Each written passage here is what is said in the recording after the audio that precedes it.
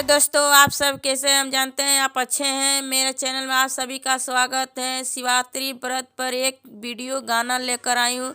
अच्छा लगे तो लाइक सब्सक्राइब कमेंट कर देना। आगे आगे चलनी बसीस मुनि हो, पीछे राम लखन। आगे आगे चलनी बसीस मुनि हो, पीछे राम लखन। जय छिया गैनी जनकपुर नगरिया हो, हाथे ले ले धनुष बाज। जय छिया गैनी जनकपुर नगरिया हो, हाथे ले ले धनुष बाज।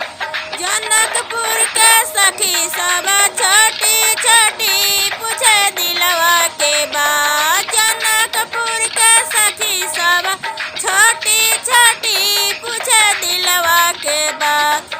कौना बरत तू कैलू हो, बर मिली भगवान। कौना बरत तू कैलू हो, बर मिली भगवान।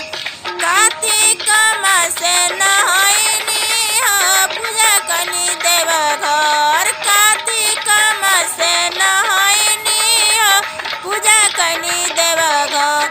तुलसी के